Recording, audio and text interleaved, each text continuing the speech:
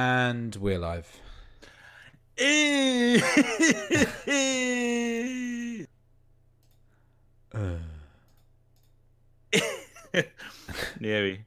there we go. I've got to change my webcam settings, which I've done now. You've done it now? It won't flicker because it's trying to autocorrect itself. Yeah. Classic. Can happen. Will happen. Does happen. If I forget to do that. Yeah. Oh, that's orangey. Right, yeah. Podcast, isn't it? Yeah. Let's get some booze in us.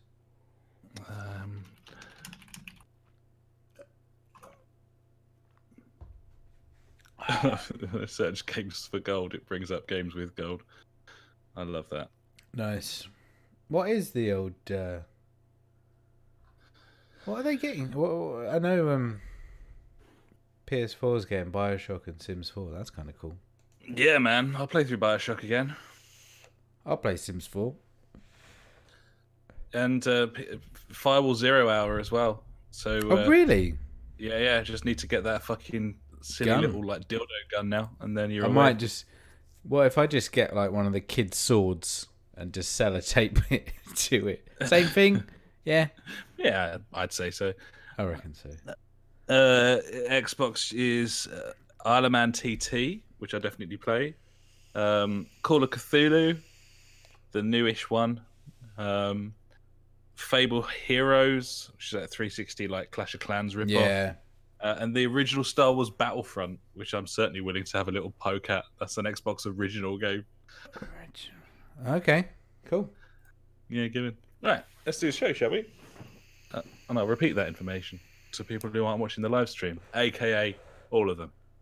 So all those cunts. Good to go? Yeah, I guess. I'm there. Oh, he's not sure. I feel like I'm ready. I'm looking around for something. I don't know what it is, though. But yeah, all right, then. I don't care. If it is what it is. It's spontaneity it will happen. At its finest, I'd say. Yeah. Yeah. I'm ready. Hello and welcome to the JfG Podcast. This is episode 238. My name is Alex. I'm joined by my very good friend Ash. Hey, buddy. Hey, buddy. How's it going? No bad, buddy. We're here to talk about some video games, aren't we? And that sort of thing. I love video games. You know what people say about me? What's that? I love trains. You love trains? Yeah, that's the first thing they'll say. But after that... Video games. Well, that was going to be number 3. Number 2 was going to be, he's a bit of a bell end. But he's a massive chode. Absolute jockey. But no. But yeah, no. Video games, buddy. I've been playing some. You've been playing some. I do need to inform you before we get started. Played some. That I just been on the old Sky website, and I have switched my internet provider. Fuck off. Why would you do such a thing? I would do such a thing because Sky have got a January sale on at the moment, and they're offering me the exact connection speed and package I have with BT for half the price. I can see why you've done that. So BT are charging me 50 quid for about 55 meg and line rental. Sky are quoting me 65 to 70 meg speeds. Same upload speed and line rental all in for £25 a month. That's a bargain. That seems pretty good. Were you out of contract and what have you then? Yeah, I was rolling, out of the sort of minimum period or whatever. And, you haven't even got to speak to your current provider. You just go and speak to someone new and they're like, we'll do it. I like that now. Like, I do. It's so much easier than having to faff about with, okay, cancel, activate this now. And then it all just goes wrong. Gibbon. I mean, they should set it up so that it switches seamlessly in theory. But I'll keep the podcast. It's the same with like energy suppliers and stuff like that now, isn't it? You just I want to switch, ring them up. Yeah, mate, I'm with it. Sort it out, and they're like, I'll do that for you. Yeah, I mean, That's it's the how it first time should I've be. like jumped ship from a service that I was completely happy with. To be honest, I've had no real issues with my internet. I thought for a while I On was that getting quite note, I slow. quit this podcast. It's all over. I'm done. I'm having too much good time with it, but the overheads are just It's too much for him. it's too much, mate. I couldn't do this for half the price Yeah, on my own. Yeah. So yeah, Anyway, it's always a little bit of a dangerous game when you move from something that works perfectly. I'm just crossing my fingers that that it'll be great. fine. Yeah, I think Either it way, will. They're not don't exactly worry a small about it. organisation. No, so, they've been about for a while. Yeah. I've heard of them. So yeah, I'll see if I get any faster speeds. I'd imagine I'll get exactly the same as I am now. I reckon so. There'll be a Sky router down there after the BT one, Which will make little to no difference. Absolutely fuck all. So yeah, hopefully my gaming will remain unaffected, and I was careful to do it on a Wednesday because, in theory, that means that the switchover should happen midnight on a Wednesday, meaning I'll have internet for the podcast, and they've also got 2 days to get me sorted for game night. So it was carefully. He's thought ahead. Yeah, I like it. It's good planning. I got some new sofas today. They turned up. Oh, okay. Yeah. Didn't plan on, over the Christmas holiday. You ordered them though, yeah? Yeah, I did. Okay, cool. we went out to go and get some pictures for the wall. Ended up buying some sofas because can happen. You sit on it and you're like, this is nice. Probably buy it now. Yep. Yeah, did that. That's how it works. They turned up. They didn't deliver the footstool though. I can't wait to get my footstool, mate. Oh, very nice. I can't wait. I've lived all my life. I mean, I got a footstool in my room here for me because I like a good footstool, but never had one in the living rooms, and I can't wait. Doubles as a very tiny table. You can pop a lap tray on and just lean forward and eat your turkey burgers and chips off it, buddy. So that'd be sounds tasty. Yeah, absolutely. Anyway, buddy, video games or just before we go there, what? one more interjection before we move into video games. Okay. Have you been watching The Masked Singer, buddy? I haven't. What is this guy? I've been watching The Masked Singer. Is it like Marshmallow? I've done other things as well that I'm not proud of recently, which kind of suggests I might be moving towards some like lowest common denominator cunt. For example, last week I did a miniature food shop in Iceland and quite enjoyed it. So I'm starting to get a little bit worried that I'm becoming like the fucking Gogglebox IT generation, and I'm going to start enjoying like Mrs. Brown's Boys and stuff, which I can't really envisage happening at this point, but in theory, it's possibly like The Masked Singer is a gateway drug towards that sort of alleged It does comedy. mean at work, though, you can talk about more stuff with people. With all those cunts as well, I don't really want to... I struggle because they want to talk about things, and they're like, oh, have you seen this? I'm like, no. Love Island? No, I haven't. No, I haven't. I'd rather hit myself with a brick. Yeah. But I don't know. Yeah. Anyway, I just thought I'd mention The Masked Singer. I can't stop watching it. It's absolute car crash television. I believe it's been in the States before it was with us, and it was in Korea before that. What is it? It's a collection of celebrities dressing up in ludicrous fancy dress costumes, including a gigantic mask, so you don't know who they are. Cool. Participating in a Saturday night singing competition on ITV. If I was famous and had to go on this show, I'd wear a big mask of my face. Your face might give the game away, or could be considered a double bluff, but would exactly. Who knows? Narrow things down. But no, you've got things like Tree, sort of like Bumblebee, Hedgehog, Gandalf. I can't stop watching it. I don't know why, really. They give you clues, but they kind of scramble the celebrities' voices. The thing that I find most compelling about the program, buddy, is that half of the people participating in the singing competition are professional singers, and half of them aren't. And that Oh, means the whole thing doesn't make sense at all. And every single week, the best singer go through, and the worst singers leave the show. being the professional singers, I'm guessing. I don't understand the reasoning for it. And I was like, I don't know, what sort of level of celebrity we're going to have on here, buddy. Let me give you a little rundown of the celebrities we've lost so far. We have Are they Patsy dead? Palmer, aka Bianca from EastEnders. Oh, I And remember her. she was the first one to go, and I was kind of like, well, this sets a precedent of Z-list fucking celebrity bullshit. This is going to I'm be, there. yeah, terrible. Since then, though, we've had Khalees and Teddy Khalees. Sheringham. Teddy. Yeah, The Tedster. Teddy Sheringham. I know who at least one of the remaining ones are. The one that's dressed as a giant duck is Skin from Skunk Anansi. I'm sorry to tell anyone who's following it along, but that's who it is. Spoilers. I don't understand the array of people in this show. I'm going to stop talking about it now. It probably is very uninteresting to everyone, including yourself. Hopefully you as well. I'm sorry, but I love it, and I just felt the need to highlight that fact. I'm not even ashamed. I think I was ashamed, and at this point, that shame has worn off, and it's scary, somewhat terrifying how quickly that shame wore off, buddy. I don't like it. So yeah, there you go. That's me. I'm hoping everyone's going to shame you in the Discord now. I hope so. Fucking get your talons in, bitches. Come at me. Get you back on the right side of things, buddy. Absolutely. Yeah, speaking of, I'm drinking some nice beers this evening, buddy. Some Hyde and Wild beers. Nice. They've got a bear on it, so you know that it's good. And they're the £4 for 4 at the moment in Sainsbury's Garage. I think that's all right. Yeah, mate. What are you drinking? I'm on the Rheinbacher. It's a £3 cheap beer. Mate, you can't knock it. Well, you can, but you'd be wrong. Yeah, you'd be wrong too. Yeah, so I'm just going to pour a fresh one right now.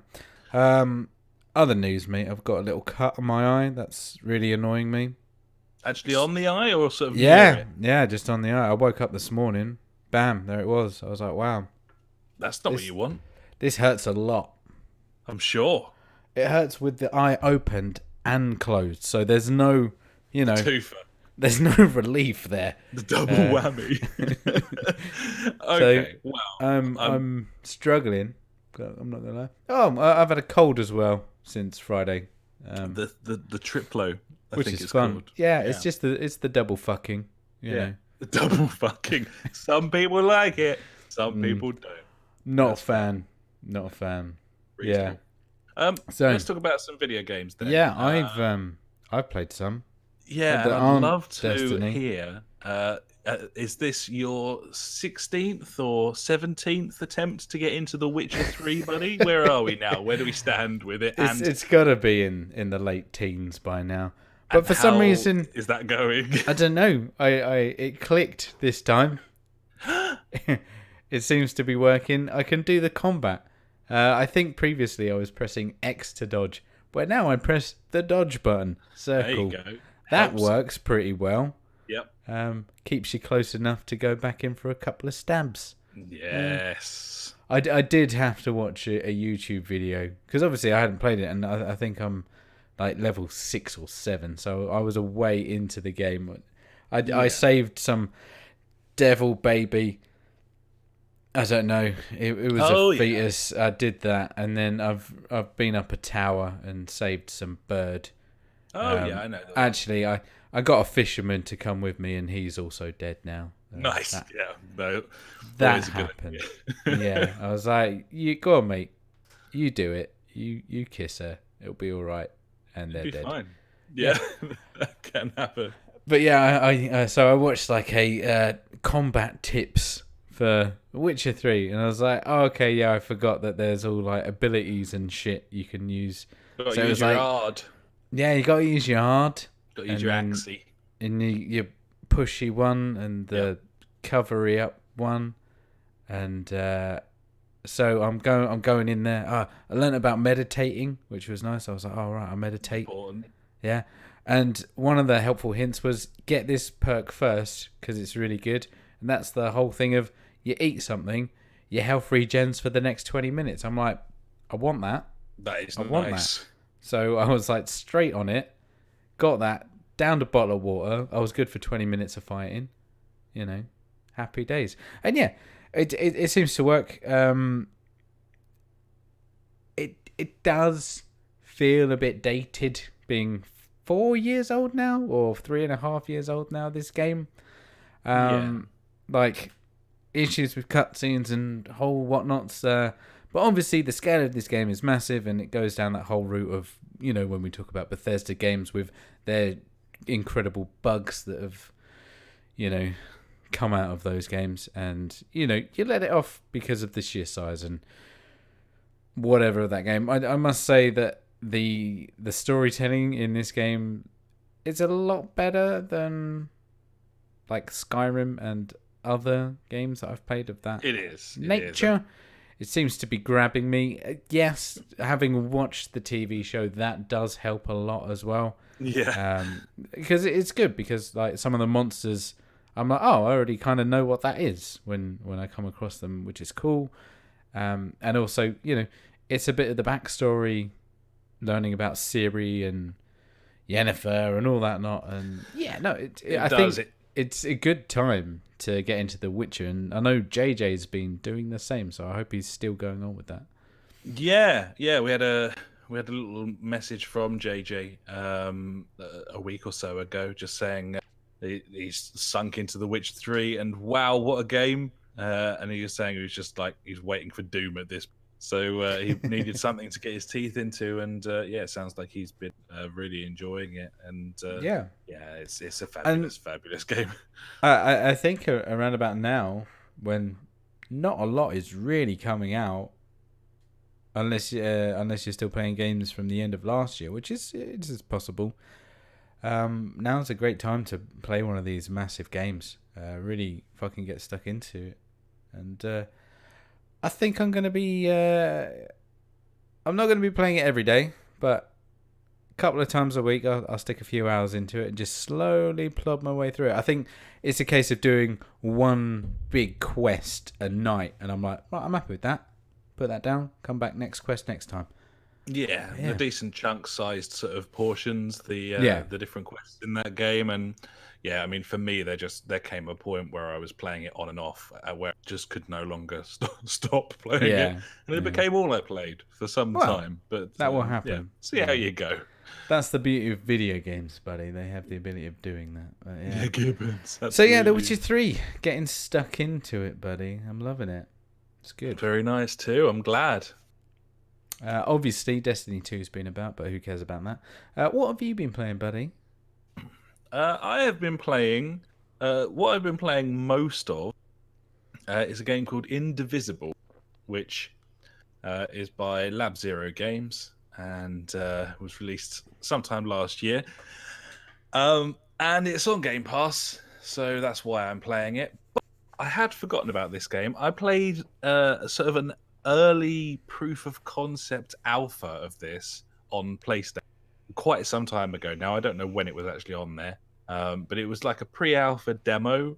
They were crowdfunding the game, and they popped it up on the store to sort of generate some interest there, and I quite liked it. And that's weird because it isn't the sort of game really that I would normally like. So I was attracted to it because it is a 2D platformer, or at least that's what it kind of looked like from the outset. But what it actually is a very tiny bit of 2D platforming, but mostly it's a sort of Metroidvania RPG featuring turn-based combat. So that's right up your street. It's a collection of things I don't like. Yeah. But there's something about this that I do like. Okay. I don't know. It just seems to all slot together quite nicely. The lead character, Ajna, is like really written and voiced. The whole thing's drawn beautifully as well. It's got this sort of kind of manga-esque sort of thing going on. And it looks real good. It looks lovely, this game. The art style is really nice. It's kind of like that Western take on JRPG sort of looking content. I suppose like Final Fantasy to a degree has that sort of, Final Fantasy sort of 7 onwards that kind of had that sort of style to it. And yeah, there's just loads to like here. The platforming is like passable and fine. It's got some nice bits and pieces to it. For example, as well as being able to wall jump, you've got an axe which you can just like gouge into a surface and then jump straight up, so that you can get a sort of double jump going against one side before then wall jumping up. The story is kind of a pretty bog standard RPG story. You're estranged from your mum, you are trained by your dad, you come back to find your village burning and you have to avenge everyone, kind of thing. But it's told with like a great degree of comedy, a really good, completely voice acted script, and the main sort of combat mechanic type thing going on here. You can kind of absorb people you meet into your like mind palace, at which point the game sort of becomes Pokemon, in that you've got a roster of people in your head. You can select like 3 of them as well as you to use for battles when you come across enemies. Battles begin in the real world where you either hit an enemy or are hit by an enemy. So you can actually kind of sneak up on enemies and get that first hit in and do like a critical damage before it goes into turn-based mode. And then even when it's in turn-based mode, it doesn't work in that you don't actually have to wait your turn. You've got a bar underneath each character that's the main health. And then you've got buttons above them. So each of the face buttons controls a different character. And they slowly charge up. So if you use A, for example, then it'll slowly charge back up again. And whenever one of those face buttons is fully loaded, then you can use that attack. So it's kind of a case of daisy chaining together in a sort of really slow shit fighting game type style thing. You can use like different sort of combat multipliers by holding like up and down with your attacks, and so you've got like 3 attacks per person, and they've all got their own different styles. You can have a healer, you can have a area of effect person, or you can just have some dude with a big fuck off sword. And yeah, because of all of that and the fact that you've got blocking buttons as well for their attacks, it becomes like a whole different thing to a turn-based strategy game. And it's something that I'm really digging, buddy. I'm really enjoying it. I think I've probably I must be halfway through the thing. I've pumped quite a lot of time into it, and it's really fun. I'd highly recommend it to anyone who's got access to it on their system. It's cool. Nice. Cool, buddy. Yeah, it's good shit. Really like it.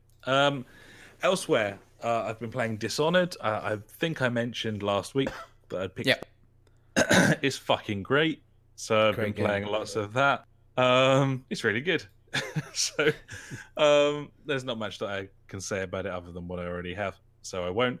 I will move on to Yoku's Island Express. This is a game that's been on Game Pass for some time. It's published by Team 18.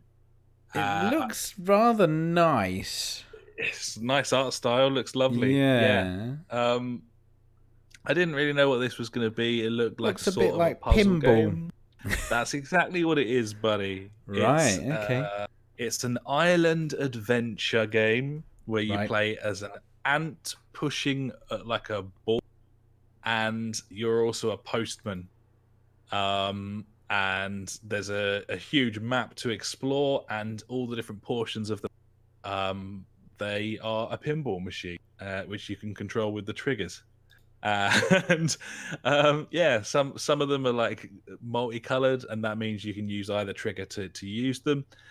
You've got to collect mango fruit to unlock more flippers to get to higher places and locations. And it's just a pinball game, a beautifully presented Calypso forest adventure island game. It's really weird. Do you like the look of it, having had a sort of brief having looked at about 3 minutes of video? I don't know. I like pinball games. I've played them in the past. What was the classic one? Was it on Windows 95 or something? The space one? I can't remember now. Anyway. Yeah. I don't... I'm confused. I'm very, very confused. There's this ant. He's attached to a pinball that gets flung around this pinball level. And like you say, there's bits of mango to pick up. I mean, that's going to be infuriating, surely. Well, it's like pinball. Yeah, but it's also like a platformer where you can walk around and... I'm finding it a little bit tricky pathfinding at the moment, I have to say, because so often you find it's a little bit difficult to control where you're going, and also because it's pinball. Because it's pinball, and also I think that's where I was going with it. Yeah, I mean, if you get on a flat surface, you can walk about. I think I also forgot to mention that very early on in the game, you're given like a party whistle, which shoots glitter, and you can use it to wake up creatures around the levels, and also blow up walls by just going like. I don't know why that's a thing either. I don't know why pinball time is party time. Yeah, I don't know why they. I mean, I would have probably suggested like a dung beetle would have been a better protagonist for this game, because they physically do move balls around. Maybe. But we've gone for a fire ant. He's friendly enough. He's a nappy chappy. Has he got a name? He controls very nicely. I think he's probably called Yoku, based on the title of the game. Okay. I didn't know if that was the name of the ball. I don't know for sure. Or maybe that's like some cunt. I haven't been paying attention, if I'm honest. Well, I can tell you that when you arrive on the island, you are given the title of postman for the island by the outgoing postman, who is a pterodactyl with a brief. I feel like he'd be a better postman, being able to fly.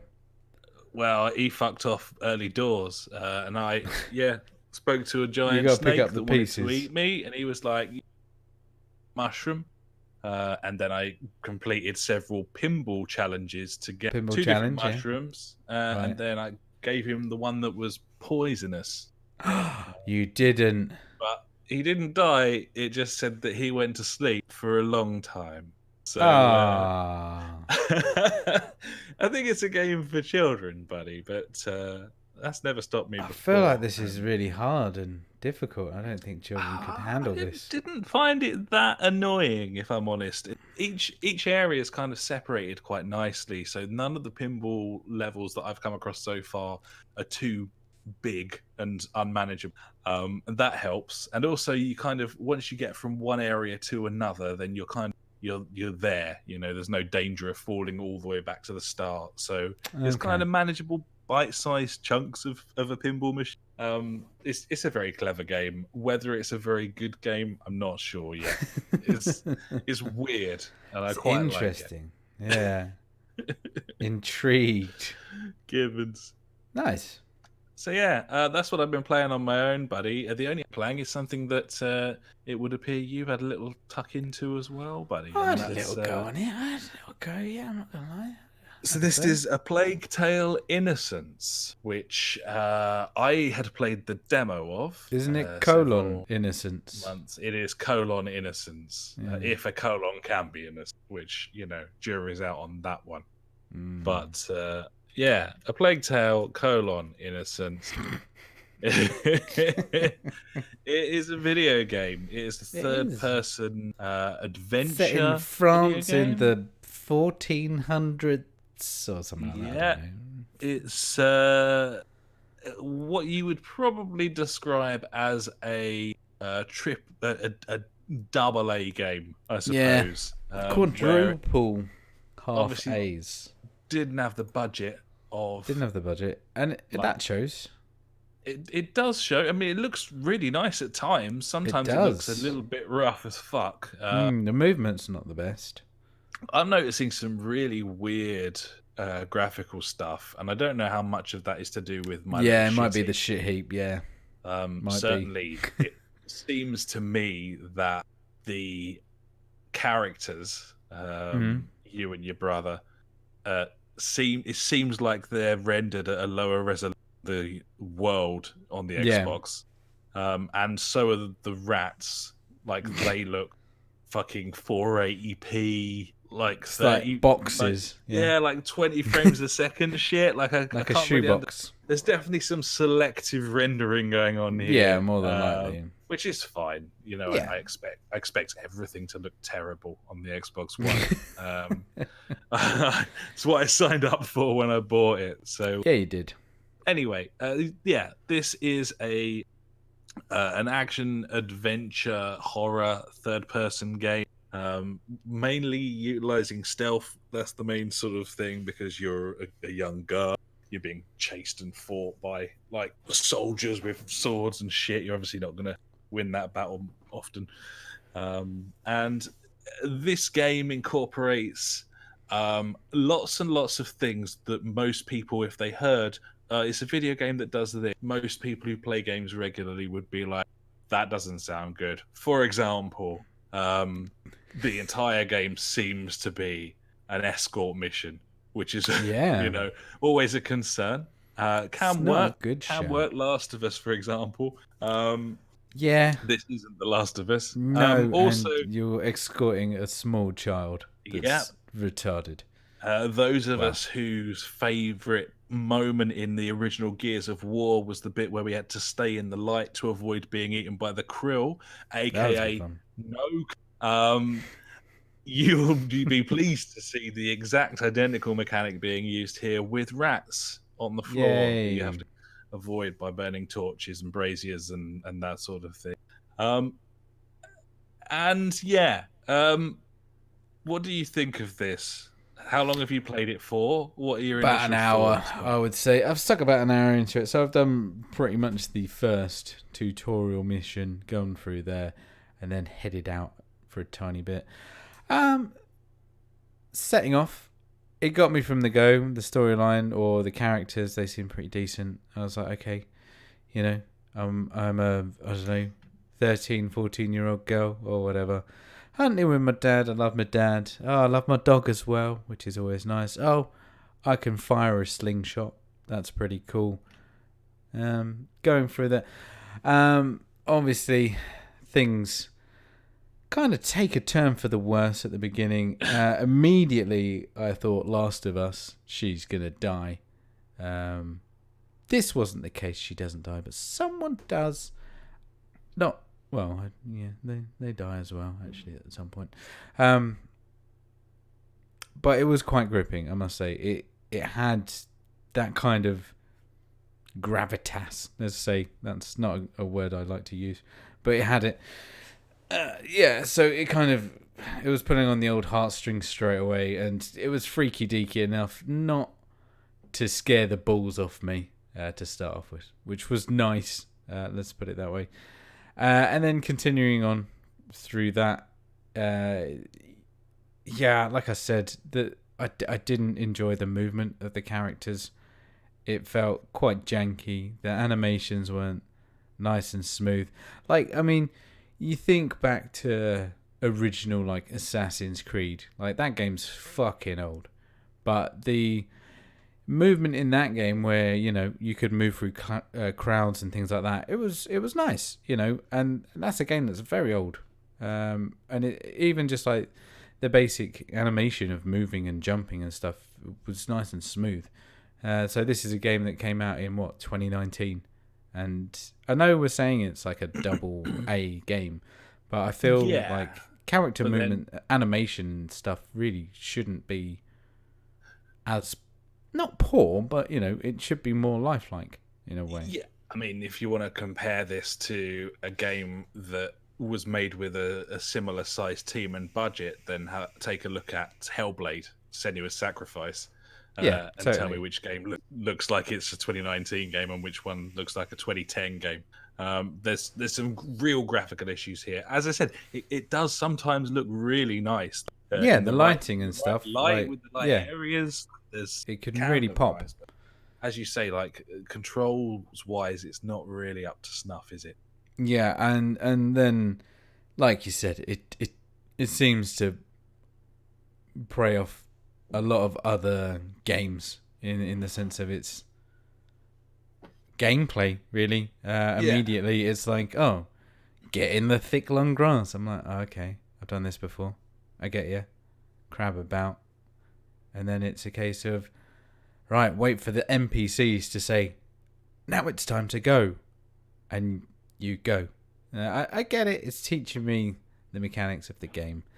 The whole thing of diversions, like throw a stone over there, hit the pots and pans, pick up a pot and throw the pot, and it will distract the guards to walk past them. It's nothing amazing. We've seen it in so many games. I'm thinking like Tomb Raider, Uncharted, Last of Us. I think that's probably my biggest issue with the game is that the actual gameplay is stale as fuck, and frankly also quite boring. Like, yeah, I mean, and also another thing that I found is, for example, at the point that I was up to last night, you're in a field. There's 4 guards. It's the most enemies that it's had, like, thrown at you. in one point. Yeah. You're in tall grass. There's a table in the tall grass with a bowl on it. I mean, I don't know who put that there. That's not my concern.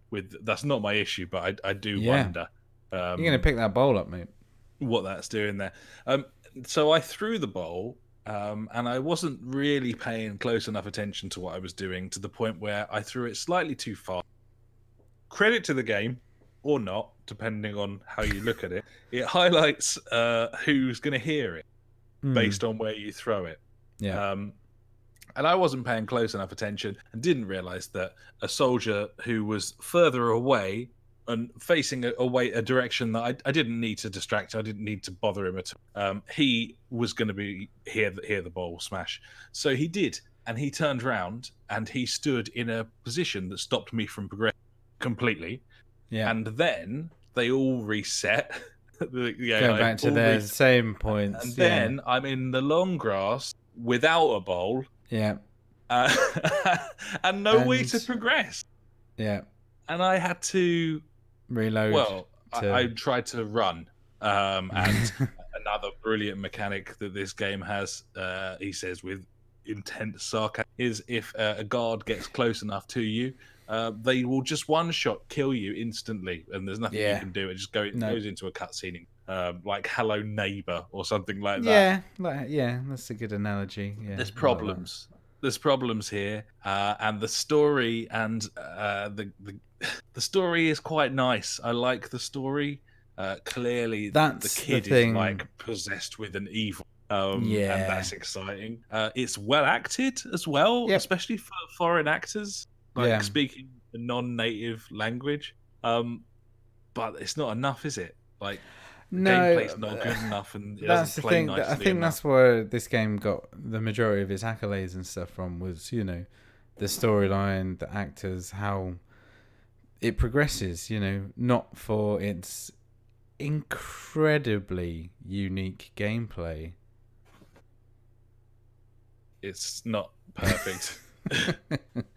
No, I think I'll stick a few more hours into it, see where it goes, because like you say, I'm interested. Like I said, like, it got me from the start. I was like, okay, wow, this looks a bit weird and could be interesting. Let's see where this goes. There's a bit of tension there, certainly at the start when you're sort of sneaking through the house with all the guards coming in, killing all of your like friends and staff. It did a good job there, and it's done a good job a couple of times since. I was sort of taken in by this like old woman who hid us from the townspeople in the third level, and all the conversations and stuff. It's nice. It's well done. It's good stuff. The actual gameplay is very, very shallow and not very good. It's just not very good. It's a problem. Which is a shame, buddy. It is. Yeah. I was kind of looking forward to playing it. As I said, I'm halfway through the 5th level, and I did actually look up to see how long it was, because I was like, am I willing to continue playing this to get to the end of it? And it said there's like 17 chapters, including the epilogue, at which point I turned it off. So I was like, no, because that sounds like about 6 hours of gameplay that I'm just not willing to to put in. Not when there's Game Pass and there's lots of other options. Yeah, there's always something else, buddy, on the horizon. See, hard gibbon. So yeah, there you go. That's that. Unfortunately, Gibbons, buddy. And that's a collection of games that we've been playing this week, buddy. I know that we don't do a sort of traditional structured show anymore, and we don't have news and stuff. We have had the announcements of games for Gold and PS Plus since the last show. Yeah, we might as well talk about them, I guess. They're coming out in February. Yeah, this is February. Games with Gold. We've got Isle of Man TT on Xbox One, which I'm looking forward to playing. It was pretty well reviewed and something a bit different. So, yeah, that should be fun. The other Xbox One game is Call of Cthulhu, the relatively new one, sort of 2017 or 2018, I think it was. I watched a full playthrough on Angori Tom's channel with Simon from the Yogscast on that. I definitely won't be playing that, but I feel quite like enjoyed watching it. Yeah. Elsewhere, we got Fable Heroes. That's the 360 backwards compatible title, which is kind of a sort of Fable Clash of Clans sort of take, I suppose. And finally, Star Wars Battlefront, the original Star Wars Battlefront, the Xbox original version. That is going to be on Games with Gold as well, which is kind of... What do you think of that? Yeah. Why not, eh? I mean... So, yeah, I mean... I think it's good that all of these 360 games and stuff, or whatever that they bring out, are all backwards compatible. And it just means good news for... I guess Series X investors as well. You know, if you are an Xbox gamer and have Xbox whatever Gold and Ultimate or whatever, or just Gold even, to be honest, so that's all you need for these games. You know, you've already got a massive library of games there ready for you. Like, I don't know if they'll do anything to make them run better. Very quick on the Xbox One, which is maybe the least you should expect, but it's a nice thing. Yeah, true. So that's Xbox. That's Games with Gold. Moving over to Sony's offerings, that's the PS Plus titles for Feb. We have got firstly the BioShock collection. So that's BioShock 1, 2, and Infinite. The remastered versions of those two games, and then Infinite's just Infinite. That's cool. I've nearly bought that like 15 times. Yeah, I know, which is nice, getting something that we haven't bought, which is really that we actually want to, or you actually want to play. I don't. Yeah, I totally want to go back through those games again. I really, really enjoy the first two. And Infinite, I famously stayed up to play at midnight when it unlocked on Steam, and then played through the whole game in one sitting until about 10:30 in the following morning. So that's dedication, Holmes. It was, and I haven't played it since. That's the only playthrough I've ever had. So maybe it's time to dip your toe back in. I think so. Elsewhere, you got The Sims 4 on PS Plus. I think a lot of people will play that, actually. I'll play that. That'd be funsies. I think I played it on PC. Or was that The Sims 3? I can't remember. There's been so many Sims and so many hours wasted to The Sims in my life. Yeah. Get ready for some sort of EA sale where they've got all their hundreds and hundreds. Oh, God, yeah. For that. That'll all be there. And the added bonus for PSVR players, which is something that we'll actually discuss shortly. Actually, we've got a message from old friend of the podcast, Funk, this week. But Firewall Zero Hour, which is sort of co-op-y multiplayer shooter that's apparently very good. I've nearly bought a few and is compatible with the weird PlayStation VR gun.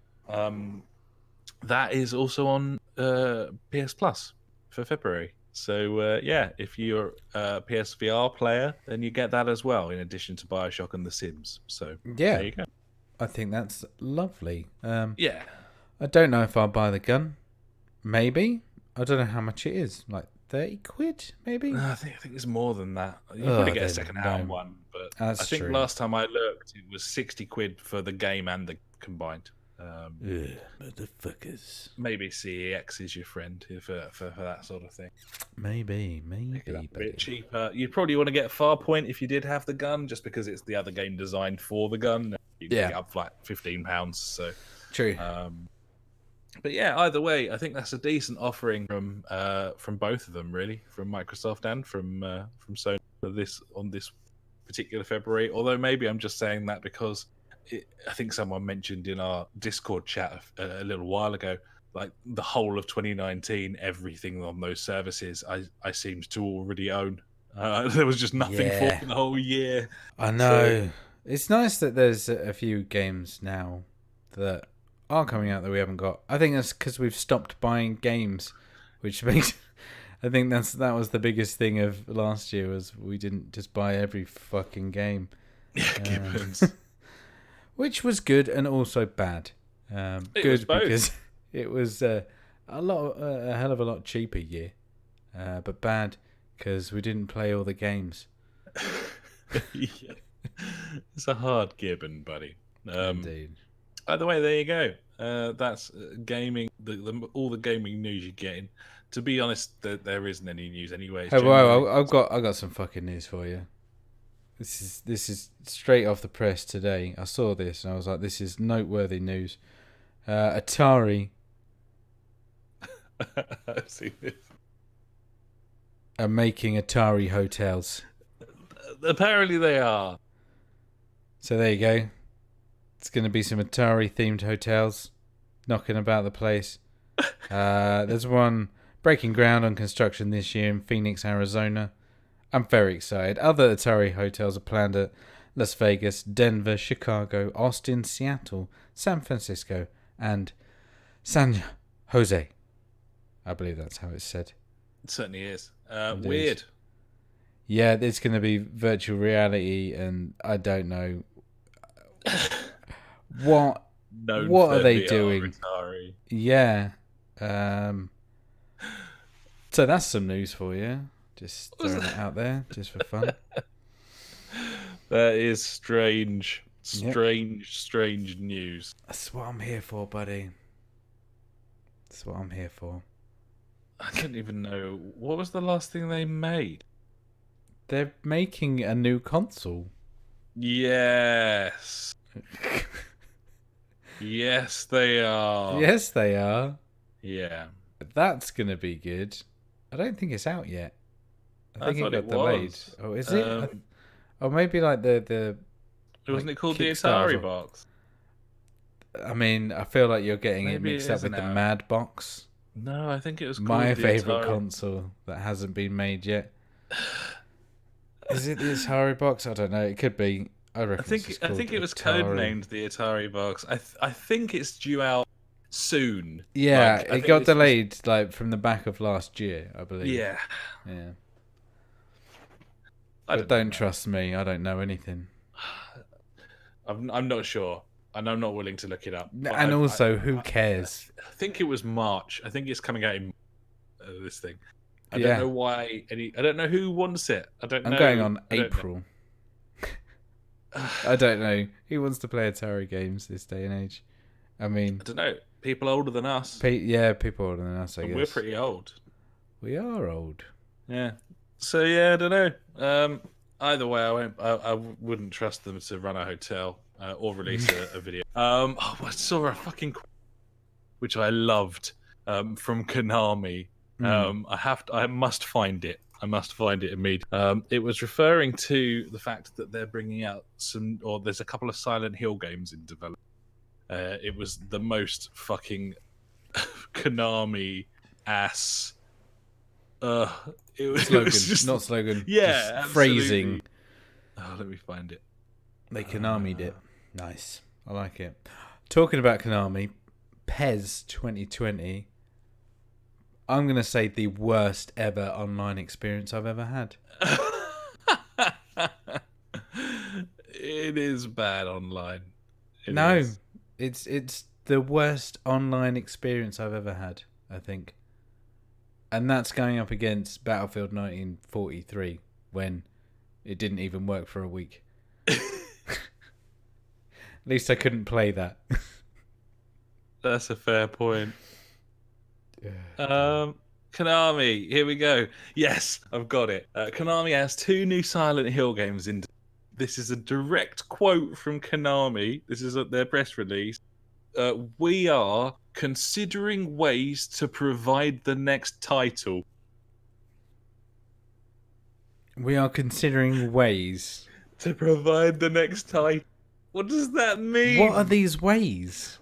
Well, probably a fucking pachinko machine, if I'm honest. But I just love that. I was thinking more like wizardry or sorcery or something. Every time you fire up pairs and it bombards you with ridiculous things like sending and receiving the necessary data in order to play. Every time you try to just play a game. Yeah, so they are considering ways to provide the next Silent Hill title, buddy. So good news. Yeah, probably make a video game. That'd be one. It's an option. Yeah. Anyway, I'll go with that way. Yeah. Let's move on to some sort of bumper edition of Street Beat, buddy, because we've had quite a lot of correspondence since Christmas, and it's been lovely. We haven't mentioned any of it. It's true.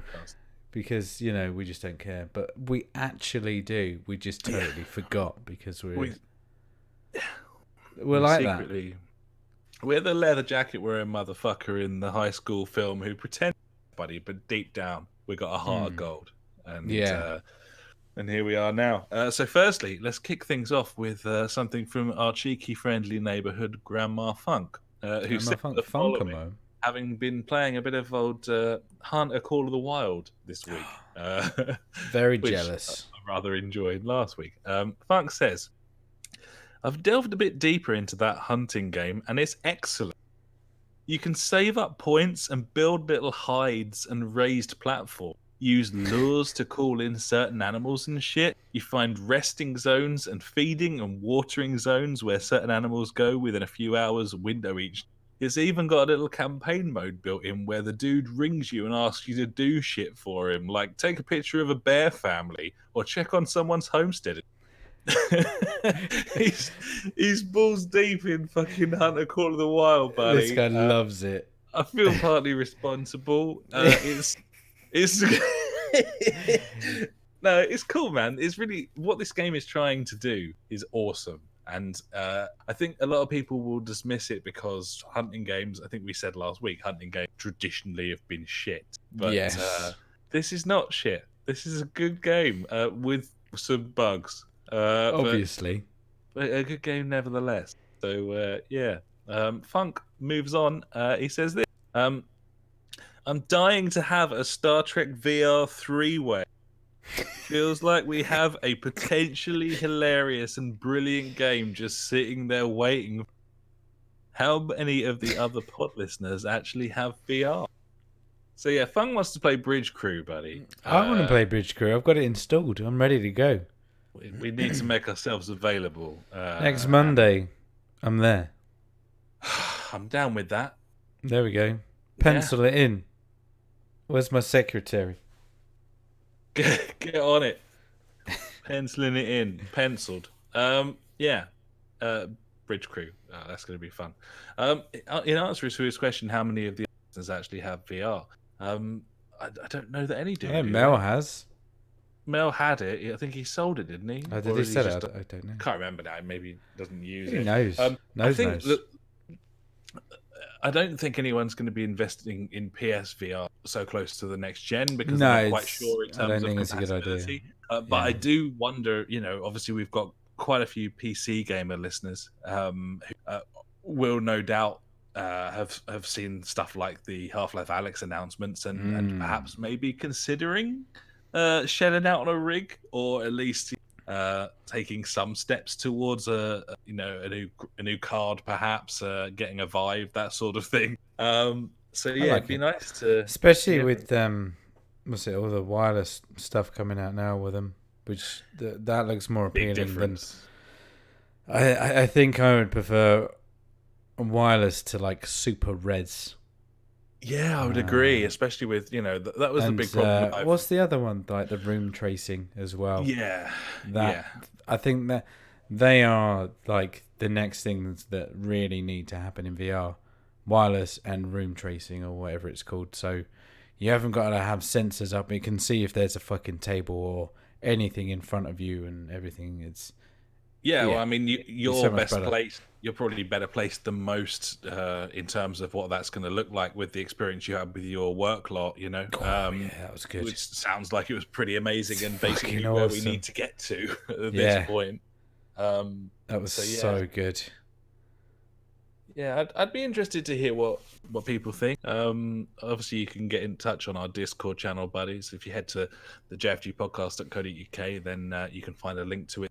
And let us know what you think about VR. Whether you think because it's kind of just about sustaining itself, I feel, without necessarily expanding massively from a console perspective.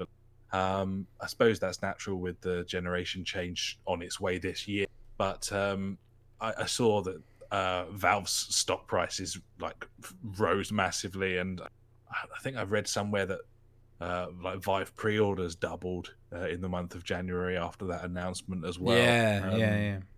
Looks like there is some movement there, and I mean, whether it is infancy as it is at the moment, you just want anything will help, even if I can't play Half-Life Alyx on a PlayStation VR machine. The fact that it's coming out, that's gonna benefit me as a VR player in the long run. So totally, because hopefully they're gonna have some new mechanics or something different in there, and then people will rob that for their games.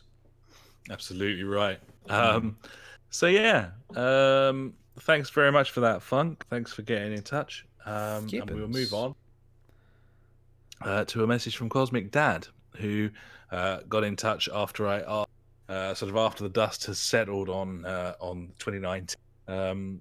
How's everyone feeling about it? Like, what were your favourite things and bits and pieces, and what are you looking forward? And he kindly obliged with this. So here we go. First of all, a big shout out to Xbox Game Pass for PC. The best £4 a month or £1 for 3 months I've spent this year. PS Plus has been absolute shite for me. Practically every game on it I already own. Yes, indeed. Yep. Yes, indeed. That will happen.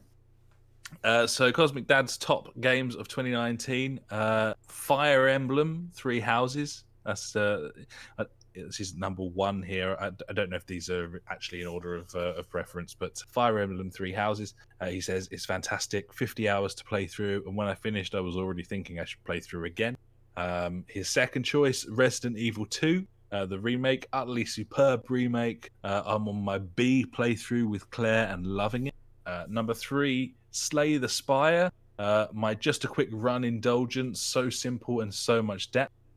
Number 4, he's got Void Bastards, best and funniest cartoon shooter with upgrades of the year. And then sneaking in number 5, The Division 2. Yes, indeed. I regret buying the ultimate version, but to be fair, I did spend 60 hours in Decent, and I have been back a few times since my character hit 500 for all the new missions. They craft great set pieces in great locations. So yeah, there you go. That's his 5. Solid 5. Yeah, you had The Division 2 in your particular list. I did. As well. I didn't have Resident Evil 2 because I'm a massive pussy. He's a pussy-hole, and he knows it. He's a huge pussy-hole. Absolutely. I'm too scared. Cosmic Dad, this is quite funny, I find as well, but very much in agreement here. He says, when I finish it, Control might make it to number 5, but I'm currently in the hate part of my love-hate relationship with it. He says, other games that don't make my list, Destiny 2. I've probably played more D2 than anything this year, but the game now is so far away from what I want it to be that I can't mention it without getting up. Legend of Zelda. I really like this remake a lot. It was very close. Outer Worlds, excellent first 7 hours. Rest of it was a bit pants. I would have to agree. Outer Wilds. I'm obviously completely missed the boat there because everyone thinks it's amazing. Meh. I agree once again. Bloodstained, couldn't get into it, nor could I, buddy. I tried as well. Baba Is You. He says, "While the concept is fucking superb, I actually got fed up of the gameplay pretty quickly because doing well on one level means observation. I remember virtually nothing about it, so it can't have been that good." And Book of Demons had a good opening in first few hours, but then got so fucking complicated I was scared to press another button and had to uninstall it. Brilliant. Book of Demons. He's probably dodged a bullet there, to be fair. It was I probably think some so. sort of path to the underworld that he's managed to avoid, so fair enough. And then he's got a list of 2019 releases that he owns but hasn't played yet.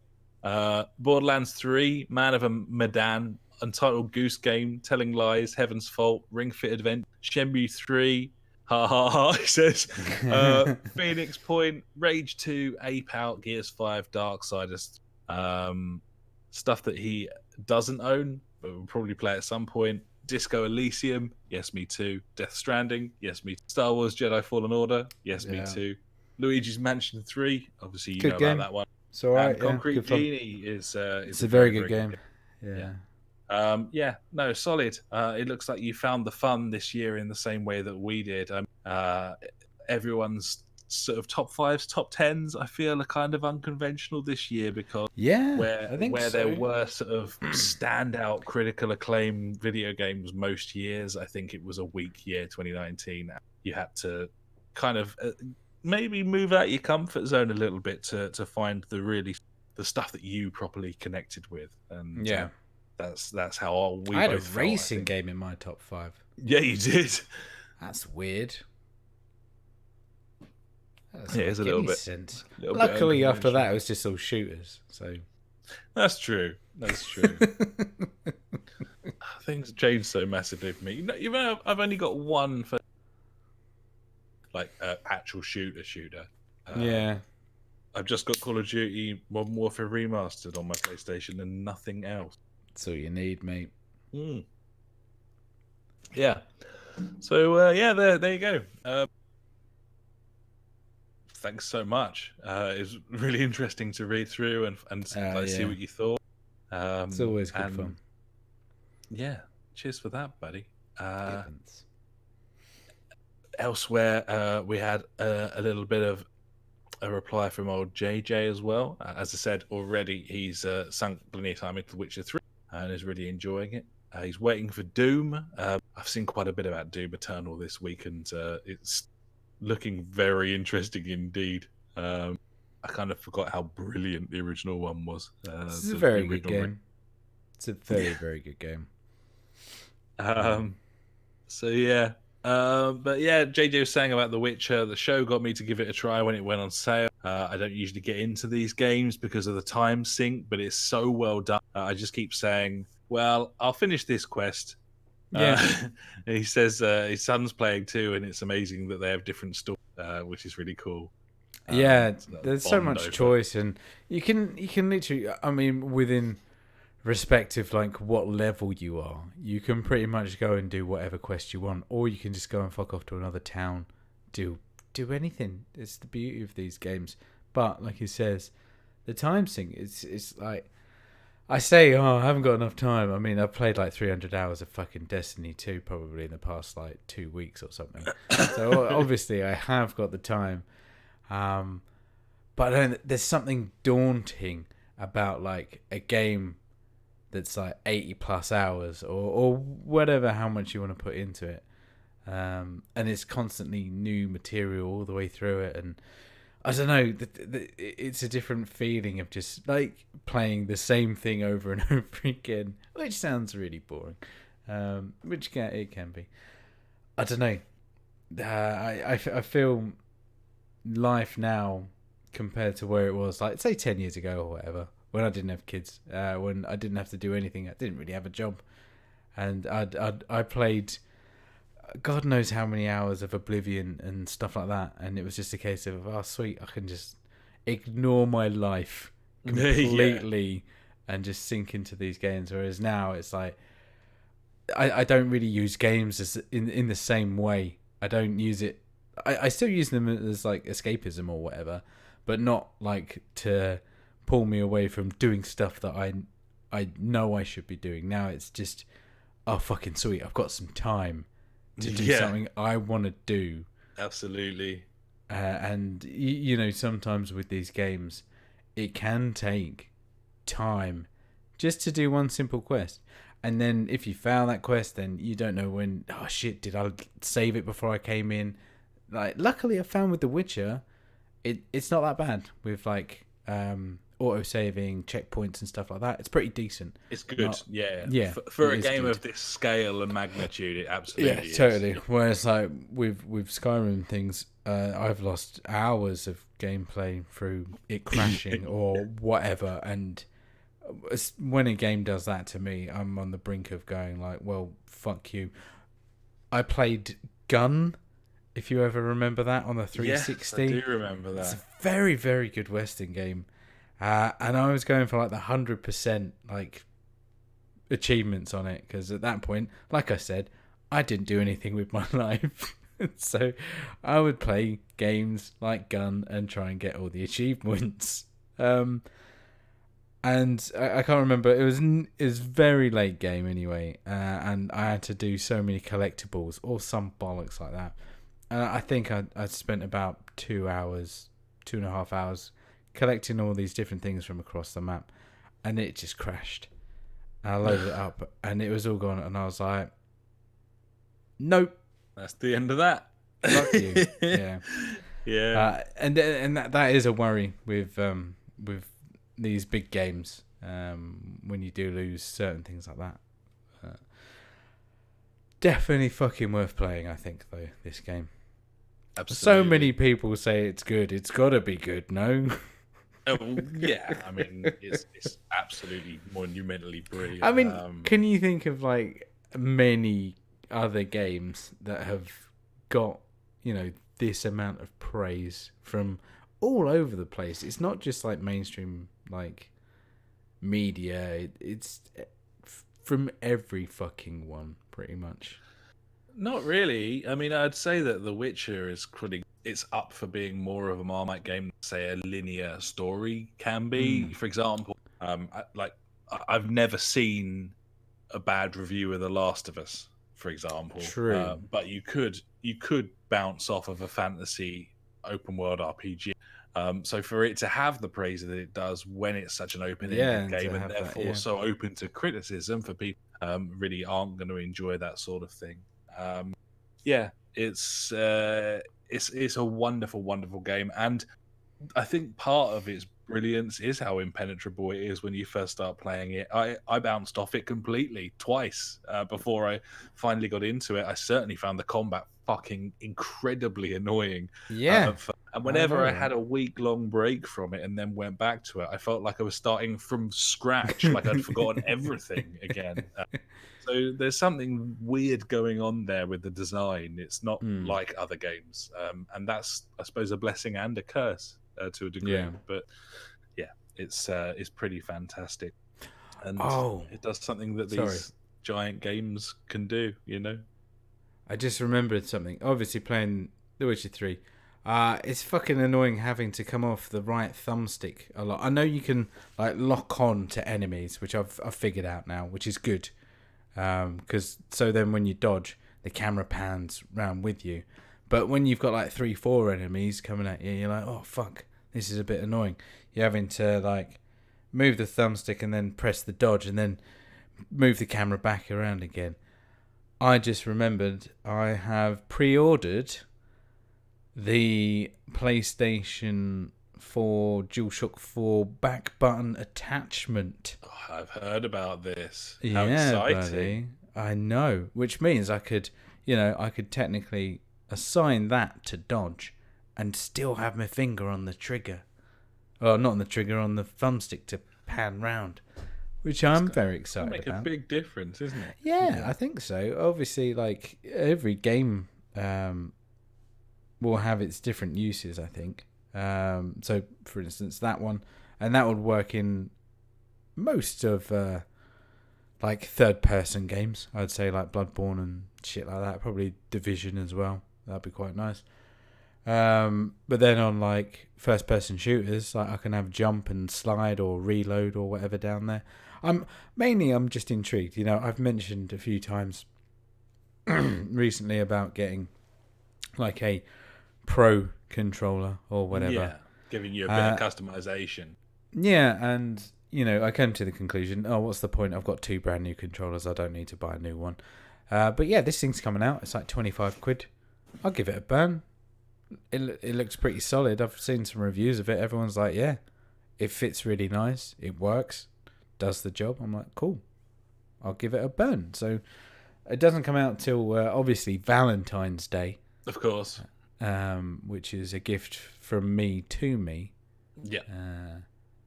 Because I love myself. Really. Absolutely. Who doesn't?